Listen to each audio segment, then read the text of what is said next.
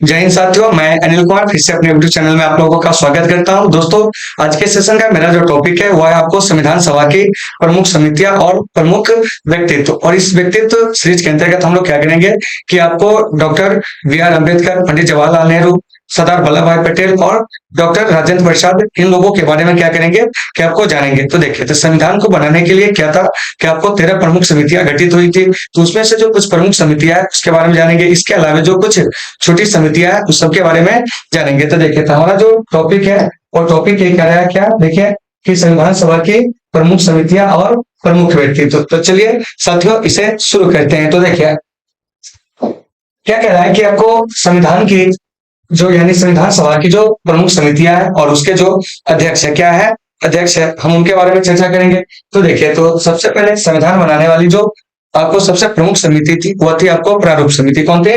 प्रारूप समिति। तो देखिए, तो ये जो प्रारूप समिति है इसके जो अध्यक्ष थे वो आपको बाबा साहब भीमराव अम्बेडकर। इसके अलावा आपको संघीय शक्ति समिति, संघीय संविधान समिति, राज्यों से संबंधित समिति, इस सबके जो अध्यक्ष है वो आपको पंडित जवाहरलाल नेहरू। फिर यहाँ से बात आएगी संचालन समिति और इसके अलावा नियमन एवं प्रक्रिया समिति, इसके जो अध्यक्ष थे वो आपको डॉक्टर राजेंद्र प्रसाद थे। तो देखिए, आपके एग्जाम में प्रश्न कैसे पूछा जाता है, यहाँ से डायरेक्ट पूछा जाएगा कि ये जो प्रारूप समिति है, ठीक है ना, इसका गठन जो हुआ था वो आपको कब हुआ था। तो याद रखिएगा साथियों, प्रारूप समिति का जो गठन होता है 29 अगस्त 1947 को। तो इन चीजों को आपको बढ़िया से देख लेना है। तो फिर यहाँ से प्रश्न आएगी कि ये जो प्रारूप समिति है, इस प्रारूप समिति में जो सदस्यों की संख्या थी वो कितनी थी। तो साथियों, प्रारूप समिति में सदस्यों की संख्या 7 थी और इसके जो अध्यक्ष थे वे आपको बाबा साहब भीमराव अम्बेडकर थे। इसके बाद आपको पूछा जाए संघीय शक्ति समिति, संघीय संविधान समिति, राज्यों से संबंधित समिति, इस सबके जो अध्यक्ष थे वो आपको पंडित जवाहरलाल नेहरू थे। इन्हें हम लोग चाचा के नाम से भी जानते हैं और इनके जन्म दिवस को यानी कि 14 नवंबर को क्या होता है कि आपको बाल दिवस के रूप में जो होता है भारत में मनाया जाता है। इसके अलावा आपको संचालन समिति और नियमन एवं प्रक्रिया समिति, इस समिति के जो अध्यक्ष थे वो आपको डॉक्टर राजेंद्र प्रसाद थे, ठीक है ना। और राजेंद्र प्रसाद संविधान सभा के क्या थे कि आपको अस्थायी अध्यक्ष थे। कभी कभी क्वेश्चन पूछा जाएगा कि संविधान सभा के अस्थायी अध्यक्ष जो थे वो आपको कौन थे, हम क्या कहेंगे जानते हैं। तो वह आपको डॉक्टर राजेंद्र प्रसाद जी। और डॉक्टर राजेंद्र प्रसाद जी को संविधान सभा का अस्थायी अध्यक्ष कब चुना जाता है। तो याद रखिएगा 11 दिसंबर 1946 को, ठीक है, यानी कि संविधान सभा की दूसरी बैठक में। तो उम्मीद है साथियों कि आपको ये सारे चीज समझ में आ गए होंगे। चलिए अब हम चलते हैं नेक्स्ट। देखिए क्या कह रहा है, और भी समितियां संविधान सभा की जिसपे हम लोग बात करेंगे। जैसे देखिए, प्रांतीय संविधान समिति क्या है, प्रांतीय संविधान समिति। इसके अलावा आपको मौलिक अधिकारों, ठीक है ना, अल्पसंख्यकों, जनजातियों, बहिष्कृत क्षेत्र से संबंधित जो सलाहकार समिति थी, इस सभी समिति के जो अध्यक्ष थे वो आपको सरदार वल्लभ भाई पटेल थे। तो आपके एग्जाम में प्रश्न क्या पूछा जाएगा जरा सा समझिए, ठीक है ना। एग्जाम में प्रश्न आपसे पूछा जाएगा कि मौलिक अधिकारों और अल्पसंख्यकों से संबंधित जो समिति थी उसके अध्यक्ष कौन थे। तो क्या कहेंगे, सरदार वल्लभ भाई पटेल। इसके अलावा आपसे प्रश्न यह भी पूछा जा सकता है कि जनजातियों और बहिष्कृत क्षेत्र से संबंधित जो सलाहकार समिति थे उसके अध्यक्ष कौन थे। तो सरदार वल्लभ भाई पटेल, ठीक है ना। तो देखिए, तो ये समिति जो थी बहुत बड़ी थी। जैसे देखिए, मौलिक अधिकार, अल्पसंख्यकों, जनजातियों और बहिष्कृत क्षेत्र से संबंधित जो समिति है वो तो एक बहुत बड़ी समिति है। क्या है, बहुत बड़ी समिति है। तो इसके कार्यों में सहायता के लिए क्या है कि आपको 2 उप समिति बनाई गई। एक है आपको मौलिक अधिकार उप समिति, क्या है, मौलिक अधिकार उप समिति। एक है आपको अल्पसंख्यक उप समिति, क्या है, अल्पसंख्यक उप समिति। तो देखिए, तो ये जो देखे है मौलिक अधिकार उप समिति, इसके अध्यक्ष बनाए गए थे जेबी कृपलानी। और आपको इधर जो है अल्पसंख्यक उप समिति, इसके अध्यक्ष बनाए गए थे एच सी मुखर्जी। तो यहाँ से बात आती है कि आपको एच सी मुखर्जी मतलब हरेंद्र कुमार मुखर्जी, 3 चीजों को याद रखिएगा। और जेबी कृपलानी के बारे में एक चीज और याद रखिएगा, क्या जानते हैं कि ये आपको आजादी के समय क्या थे कि आपको कांग्रेस पार्टी के अध्यक्ष थे। तो यहाँ से आपके एग्जाम में क्वेश्चन पूछा जाता है कि आजादी के समय जो है वो आपको भारतीय राष्ट्रीय कांग्रेस मतलब आईएनसी के अध्यक्ष कौन थे। तो क्या कहेंगे, जेबी कृपलानी। दूसरी बात, आप जेबी कृपलानी से इस चीज को भी याद रखेंगे, क्या जानते हैं कि आपको जेबी कृपलानी जो है आपको झंडा समिति के क्या थे कि आपको अध्यक्ष थे। तो इन सभी चीजों को आपको बढ़िया से देख लेना था। देखिए, तो ये सब संविधान सभा की क्या थी कि आपको बड़ी समितियां थी, क्या थी, बड़ी समितियां थी, ठीक है ना। अब हम लोग बात करेंगे संविधान सभा की जो कुछ छोटी समितियां हैं उस पर बात करेंगे जो आपके एग्जाम में पूछे जाते हैं, ठीक है ना। तो देखिए, तो यहाँ से कौन कौन से क्वेश्चन आपके एग्जाम में पूछे जाते हैं, थोड़ा सा इसको रिकॉल कर लीजिए। देखिए क्या पूछा जाएगा जैसे प्रारूप समिति के अध्यक्ष, ठीक है ना, संचालन समिति के अध्यक्ष, इस प्रकार से क्वेश्चन जो होते हैं पूछे जाते हैं। इसके अलावा आपको संघीय संविधान समिति के अध्यक्ष, तो ये सब कुछ ऐसे क्वेश्चन है जो आपके एग्जाम में आते हैं। चलिए फिर देखिए यहाँ से क्या पूछा जाएगा, तो प्रांतीय संविधान समिति के अध्यक्ष, इसके अलावा मौलिक अधिकारों, अल्पसंख्यकों, ठीक है ना, जनजातियों, बहिष्कृत क्षेत्र से संबंधित समिति, उसके अध्यक्ष कौन है, तो कहेंगे सरदार वल्लभ भाई पटेल। और फिर यहाँ से एक पॉइंट याद रखिएगा, मौलिक अधिकार उप समिति और आपको अल्पसंख्यक उप समिति, इसके अध्यक्ष कौन है, तो देखिए मौलिक अधिकार उप समिति के अध्यक्ष जेबी कृपलानी और आपको अल्पसंख्यक उप समिति के अध्यक्ष एस.सी. मुखर्जी। तो उम्मीद है कि आपको ये सारी चीज समझ में आ गए होंगे। चलिए अब हम चलते हैं, आपको संविधान सभा की जो प्रमुख छोटी समितियां हैं उसके बारे में बात करेंगे। तो देखिए, तो संविधान बनाने के लिए कई सारी समितियों का गठन हुआ था, जिसमें से कुछ बड़ी समिति थी, कुछ जो थी आपको छोटी समिति थी। तो यहाँ पर हम लोग पढ़ेंगे संविधान सभा की छोटी समितियां और उसके अध्यक्ष के बारे में। तो देखिए, तो सबसे पहले याद रखिएगा कार्य संचालन समिति। तो देखिए, कार्य संचालन समिति के जो अध्यक्ष थे वो आपको के मुंशी, लेकिन अगर इसे पूछ दिया जाए संचालन समिति केवल पूछ दिया जाता तो डॉक्टर राजेंद्र प्रसाद हो जाते, ठीक है ना, इसीलिए आपको कंफ्यूज नहीं होना है। तो संचालन समिति एक बड़ी समिति थी, जबकि कार्य संचालन समिति एक छोटी समिति थी। तो इन चीजों को भी आपको बढ़िया से देख लेना है। उसके बाद देखिए क्या कह रहा है, राष्ट्रीय ध्वज समिति, वित्त और कर्मचारी समिति, यह आपको संविधान सभा की छोटी समिति आती है, ठीक है ना, और इसके जो अध्यक्ष थे वो आपको डॉक्टर राजेंद्र प्रसाद थे। कौन थे, डॉक्टर राजेंद्र प्रसाद थे। इन चीजों को आपको बढ़िया से देख लेना है। उसके बाद क्या है, आपको नागरिकता संबंधी समिति, इसके जो अध्यक्ष थे एस वादाचारी। हालांकि एस वादाचारी संविधान सभा के सदस्य जो थे वो आपको नहीं थे, इस बात को याद रखिएगा कि एस वादाचारी साहब जो है संविधान सभा के सदस्य नहीं थे, लेकिन फिर भी ये नागरिकता संबंधी जो समिति थी उसके ये अध्यक्ष थे। उसके बाद आपको झंडा समिति, इसके अध्यक्ष अभी बताया है आपको जेबी कृपलानी थे। ये संविधान सभा की क्या है कि आपको छोटी समिति है। तो इन सभी चीजों के बारे में आपको अच्छे से याद रखना है। तो उम्मीद है कि आपको ये सारी चीजें होंगे समझ में आ गए होंगे। चलिए अब हम लोग बात किए थे क्या कि आपको शुरू में जरा सा देखिए, शुरू में जो हमारा कुछ टॉपिक था क्या था, देखिए कह रहे हैं कि संविधान सभा की प्रमुख समितियां और प्रमुख व्यक्तित्व। तो देखिए, तो यहाँ पर हम समिति को जान लिए, अब हमको जो जानना है क्या जानना है, आपको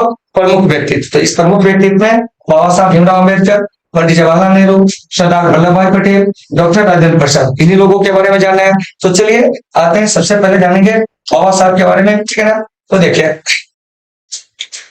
तो ये आप जो देख रहे हैं टॉपिक हमारा, ये प्रमुख व्यक्तित्व से जुड़ा हुआ आ गया। तो देखिए, इसमें सबसे पहला नाम जो है आपको डॉक्टर भीमराव अम्बेडकर। तो देखिए, तो बाबा साहब का जो जन्म होता है वो आपको 14 अप्रैल 1891 को याद रखिएगा, कितना को, 14 अप्रैल, ठीक है ना, 1891 को इनका जन्म होता है। 6 दिसंबर 1956 को बाबा साहब को महापरिनिर्वाण की क्या होती है, क्या आपको प्राप्ति होती है। देखिए, तो महापरिनिर्वाण करने का मतलब क्या हो गया कि इनकी जो मृत्यु होती है ना वो आपको कब होती है जानते हैं, तो आपको 6 दिसंबर 1956 को मृत्यु इनकी कहाँ होती है, तो इस चीज को याद रखिएगा, नई दिल्ली। जबकि इनका जन्म जो होता है मध्य प्रदेश के महू में। तो देखिए, तो इन्हें भारतीय संविधान का जनक, इन्हें आधुनिक मनु के नाम से भी क्या कहते हैं, क्या जाना जाता है, ठीक है ना। इसके अलावा इन्हें महार का महात्मा क्या है, महार का महात्मा भी कहा जाता था। आपके एग्जाम में कई बार प्रश्न पूछे गए कि महार का महात्मा किन्हें कहा जाता है, तो क्या कहेंगे, बाबा साहब भीमराव अम्बेडकर को भारतीय संविधान का पिता कहेंगे, तो आपको डॉक्टर बी आर अम्बेडकर साहब को। उसके बाद देखिए, ये जो अम्बेडकर साहब थे स्वतंत्र भारत के प्रथम विधि मंत्री बने थे। प्रथम विधि मंत्री कहने का मतलब क्या हुआ कि प्रथम कानून मंत्री जो है भारत के वो बने थे, वो कौन जानते हैं, तो आपको बाबा साहब भीमराव अम्बेडकर, यानी कि स्वतंत्रता प्राप्ति के बाद। उसके बाद है इन्होंने अनुसूचित जाति संघ की स्थापना किए थे, कब, आपको 1927 में, क्या है,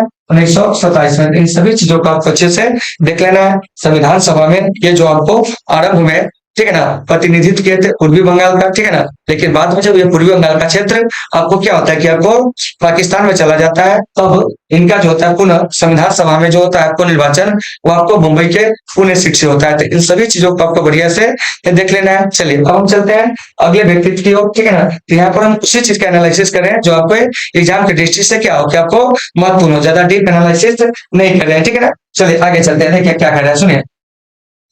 अगला हमारा व्यक्तित्व है पंडित जवाहरलाल नेहरू। तो देखिए, तो पंडित जवाहरलाल नेहरू का जो जन्म होता है 1889 में, देखिए, और 1889 में, और जो डेट होता है वो क्या होता है, इसे भी आप याद रखेंगे। तो आपको 14 नवंबर, क्या है, 14 नवंबर 1889 को इनका जन्म होता है इलाहाबाद में। 27 मई 1964 को हार्ट अटैक के कारण जो थी इनकी मृत्यु होती है, कहाँ, तो आपको नई दिल्ली में, कहा, नई दिल्ली में। तो इन सभी चीजों को आपको बढ़िया से देख लेना है। तो देखिए, यहाँ से एक प्रश्न आएंगे आपके एग्जाम में, क्या जानते हैं कि पंडित जवाहरलाल नेहरू जो है, ठीक है ना, इनका जो जन्म दिवस है 14 नवंबर, इस 14 नवंबर को भारत में क्या मनाया जाता है? तो कहेंगे राष्ट्रीय बाल दिवस। तो देखिए इनके संदर्भ में कुछ जान लेते हैं। देखिए इन्हें आधुनिक भारत का निर्माता कहा जाता है, यानी कि पंडित जवाहरलाल नेहरू को क्या कहा जाता है? तो आधुनिक भारत का निर्माता कहा जाता है। इन्होंने देश के जो आपको नदी घाटी परियोजना थी उन्हें क्या कहा था जानते हैं? कि आपको मतलब मंदिर की संख्या जो है वो आपको दिए थे। तो आपसे कभी कभी प्रश्न पूछा जाएगा कि बताइए कि देश के मंदिर मतलब कि जो नदी घाटी है, ठीक है ना, या देश के जो बांध है उसको मंदिर की संज्ञा किसने दिया था? तो कहेंगे पंडित जवाहरलाल नेहरू। भारतीय लोग इन्हें प्यार से चाचा के नाम से भी क्या कहते हैं कि आपको जानते हैं, ठीक है। चलिए उसके बाद जो है ये देश के प्रथम क्या थे? प्रधानमंत्री थे और प्रथम विदेश मंत्री थे। मतलब आप ये जान लीजिए कि भारतीय विदेश नीति के जो जनक थे वो कौन थे? तो आपका पंडित जवाहरलाल नेहरू थे, ठीक है ना। तो भारत की विदेश नीति है क्या? तो देखिए तो भारत की जो विदेश नीति है वो आपको गुट निरपेक्ष क्या है? गुट निरपेक्ष। और इस गुट निरपेक्ष नीति को रखने में जो सबसे अहम भूमिका निभाए थे वो आपको जानते हैं? तो आपको पंडित जवाहरलाल नेहरू थे। इन सभी चीजों का आपको अच्छे से देख लेना है। दूसरी बात कि प्रधानमंत्री के पद पर अब तक का इनका सबसे लंबा कार्यकाल है। तो यहाँ से आप यह देखेंगे कि पंडित नेहरू प्रधानमंत्री बनते हैं कब? तो देखिए तो ये आपको 15 अगस्त 1947 को, कितना को? 15 अगस्त 1947 को प्रधानमंत्री बने थे। इसके बाद आपको 27 मई 1964 तक ये देश के क्या होते हैं? क्या आपको प्रधानमंत्री होते क्या होते हैं? प्रधानमंत्री होते। देखिए यहाँ पर दिया भी गया कि 15 अगस्त 1947 से 27 मई 1964 तक ये देश के क्या होते हैं? क्या आपको प्रधानमंत्री होते हैं। और अब तक, ठीक है ना, कोई भी ऐसे प्रधानमंत्री अब तक नहीं हुए जो लगातार 3 कार्यकाल के लिए क्या हुए? कि आपको निर्वाचित हुए, ठीक है ना। हो सकता है कि 2024 में आपको चुनाव है लोकसभा का, अगर वहां पे नरेंद्र मोदी विजय हासिल करते हैं तो पंडित जवाहरलाल नेहरू के बाद वे केवल दूसरे प्रधानमंत्री होंगे जो लगातार 3 कार्यकाल के लिए निर्वाचित होंगे, ठीक है ना। चलिए फिर यहाँ से देखिए पद पर रहते हुए मरने वाले क्या थे? कि आपको प्रथम प्रधानमंत्री थे। तो देखिए पद पे रहते हुए मरने वाले प्रधानमंत्रियों में अगर बात किया जाए तो सबसे पहला नाम जो आएगा वो किनका आएगा जानते हैं? तो आपको पंडित जवाहरलाल नेहरू। दूसरा जो हो जाएंगे वो आपको इंदिरा गांधी क्या है? इंदिरा गांधी। और तीसरे प्रधानमंत्री की अगर हम बात करते हैं, ठीक है ना, तो वह आपको कौन जानते हैं? सॉरी, पहला पंडित जवाहरलाल नेहरू, दूसरे जो हो जाएंगे आपको लाल बहादुर शास्त्री जी, और तीसरे जो हो जाएंगे श्रीमती इंदिरा गांधी। तो ये सब ऐसे प्रधानमंत्री हैं जो अपने पद पे ही क्या हुए थे? कि आपको मर गए थे। तो इन सभी चीजों को आपको अच्छे से याद रखना है। और लगातार 3 कार्यकाल के लिए चुने जाने वाले एकमात्र प्रधानमंत्री में अगर बात आएगी तो किनका आएगा जानते हैं? तो आपको पंडित जवाहरलाल नेहरू जी का। साथियों इन सभी चीजों को आपको बढ़िया से याद रखना है। तो उम्मीद है कि आपको ये सारे चीज होंगे समझ में आ गए होंगे। चलिए अब हम लोग चलेंगे अगले व्यक्तित्व की ओर। अगला व्यक्तित्व हमारा क्या कह रहा है? देखिए यहाँ सुनिए, अगला व्यक्तित्व है हमारा डॉक्टर राजेंद्र प्रसाद। क्या है? डॉक्टर राजेंद्र प्रसाद। तो देखिए डॉक्टर राजेंद्र प्रसाद साहब का जो जन्म होता है वो आपको 3 दिसंबर, क्या है? 3 दिसंबर 1884 को, याद रखिएगा कितना को? 3 दिसंबर 1884 को इनका जन्म होता है। और आपको 28 फरवरी क्या है? 28 फरवरी 1963 को जो होती है ना साथियों, इनका क्या होता है? कि आपको देहांत हो जाता है। इन सभी चीजों को आपको देख लेना है, ठीक है ना। तो देखिए तो यहाँ पर एक चीज आप समझिएगा, क्या जानते हैं कि डॉक्टर राजेंद्र प्रसाद जी जो है इनका जन्म बिहार के, ठीक है ना, सिवान के जीरादेई में क्या हुआ था? कि इनका जन्म हुआ था, मतलब सिवान जिला के जीरादेई में। तो आइए इनके बारे में तो जानते हैं। तो देखिए इन्हें अजात शत्रु, क्या है? अजात शत्रु और देश रत्न की उपाधि जो है आपको दिया गया। इन्हें अजात शत्रु और देश रत्न की उपाधि जो दिए थे कौन? तो आपको महात्मा गांधी थे। इन चीजों को आपको याद रखना है। दूसरी बात ये, देश के प्रथम क्या थे? कि आपको राष्ट्रपति थे। तो राष्ट्रपति के रूप में इनका कार्यकाल क्या था? 1950 से 1962। यहाँ से एक बात आती है कि संविधान सभा ने इन्हें राष्ट्रपति कब चुना था? तो क्या कहेंगे? 24 जनवरी 1950 को। कितना को? 24 जनवरी 1950 को संविधान सभा द्वारा डॉक्टर राजेंद्र प्रसाद को जो था वो आपको क्या किया गया था? राष्ट्रपति जो था वो आपको चुना गया था। और इसी दिन संविधान सभा को भंग कर दिया जाता है। कब? आपको यानी कि 24 जनवरी 1950 को, क्योंकि संविधान सभा की अंतिम बैठक इसी दिन होती है। चलिए राष्ट्रपति पद पर इनका कार्यकाल जो सबसे लंबा यानी कि 12 वर्ष, क्या है? 12 वर्ष। और एक चीज याद रखिएगा कि अब तक, ठीक है ना, एकमात्र ऐसे राष्ट्रपति हुए, ठीक है ना, जो लगातार 2 कार्यकाल के लिए चुने गए। तो देखिए तो 24 जनवरी 1950 को इन्हें तो संविधान सभा द्वारा क्या होता है? राष्ट्रपति चुना गया था। लेकिन साथियों एक चीज याद रखिएगा, भारत में राष्ट्रपति का जो विधिवत चुनाव होता है 1952 में। कब होता है?